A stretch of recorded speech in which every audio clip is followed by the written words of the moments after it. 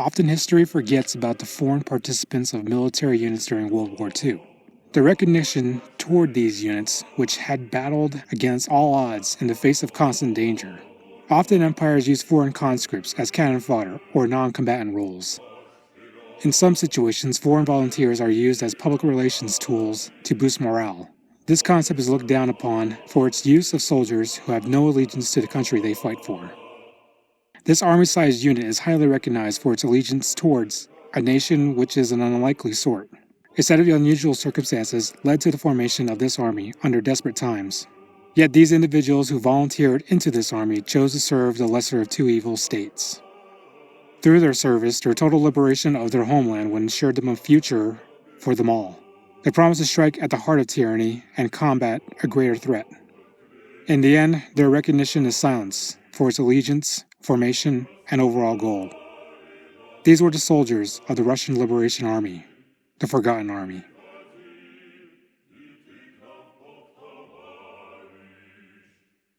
On June 22, 1941, Germany invaded the Soviet Union with the goal of defeating Stalin's communist state. The German onslaught was quick and massive as the invasion surprised the Red Army. The casualties alone caused battalions of soldiers to surrender at the mere sight of panzer formations in the distance. As a result, the number of Red Army prisoners of war soared because of the might of German professionalism and battle-hardened experience. One particular prisoner laid the foundation of the Russian Liberation Army and eventually led it.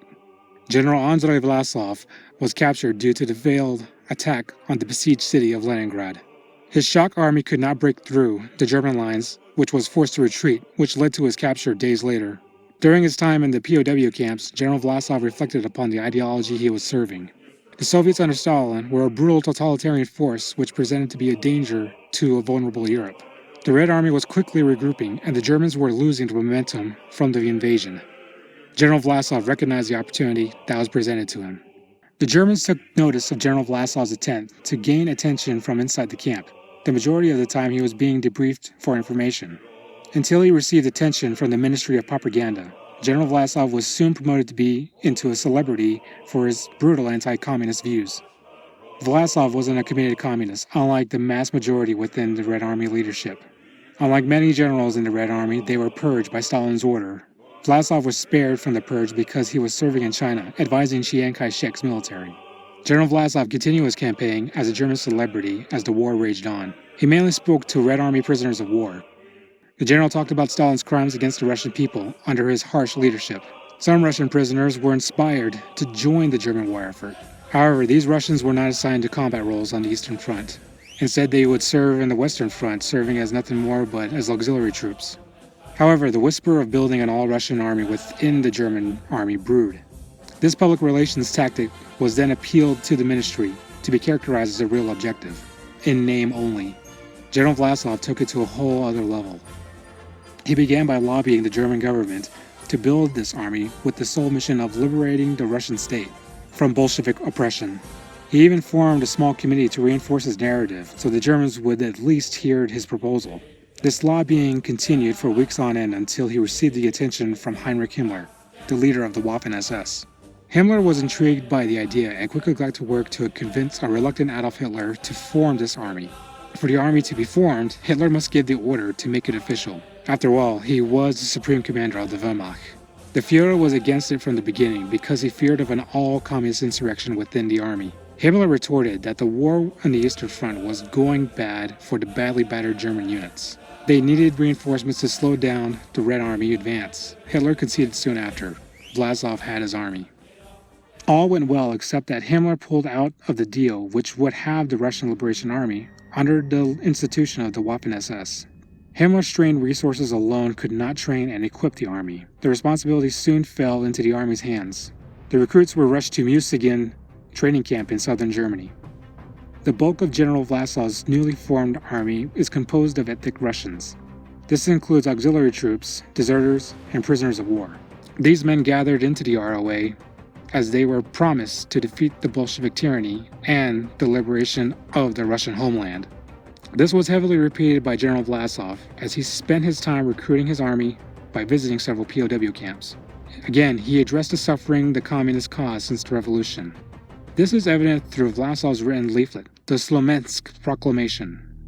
He stated, "Millions of Russians have already paid with their lives for Stalin's criminal attempt to seize worldwide power to the profit of Anglo-American capitalists. Millions of Russians have been crippled and have lost their ability to work forever. Women, old people, and children are dying of cold, starvation, and because the work demanded of them is beyond their strength. The fault lies with the rottenness of the whole of the Bolshevik system, and the incompetence of Stalin and his general staff."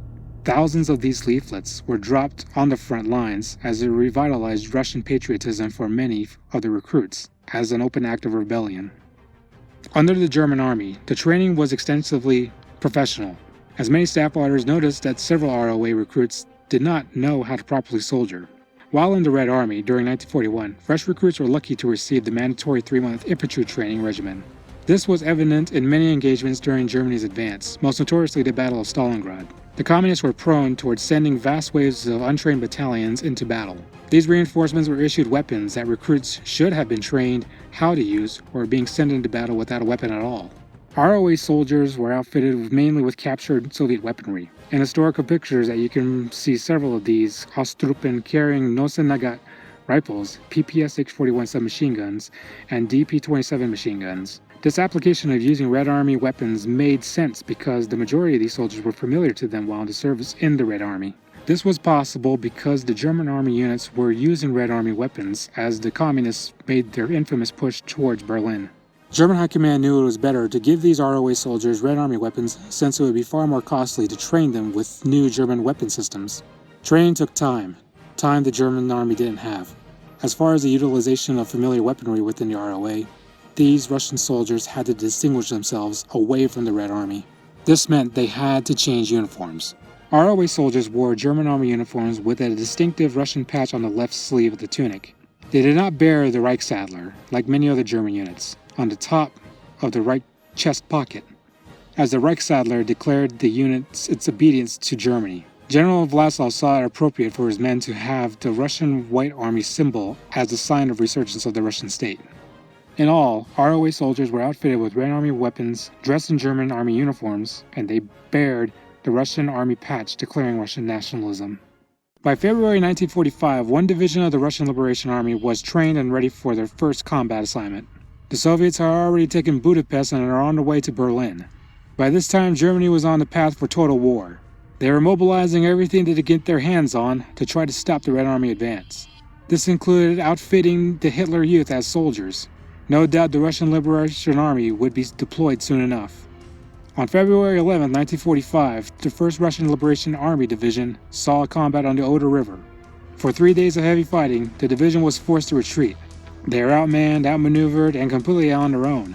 The German army was scattered and all forces were engaged with the Soviets, one way or the other.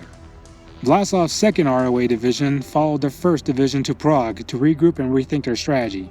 The Communists were everywhere and the Germans were on their last leg of the war. However, the allegiance of the ROA would soon shift in desperate times.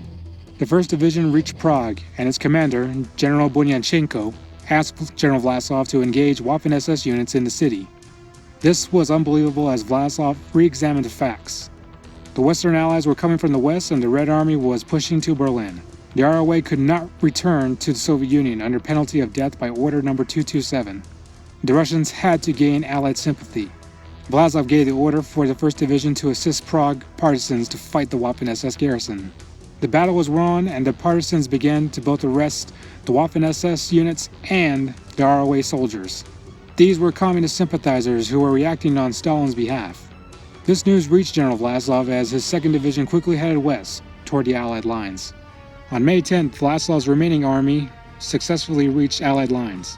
During this, several ROA soldiers deserted from formation and into hiding. General Vlasov was left with more than 1,000 soldiers left. The 1st Division made contact with the American unit and were taken into custody. Vlasov tried to convince the Allies for asylum for himself and the ROA. However, because of the alliance between the Western Allies and the Soviet Union, all Red Army soldiers were to be extradited back to the Soviet Union. This includes prisoners of war and deserters. The alliance was still fragile and the Allies could not grant Vlasov's request.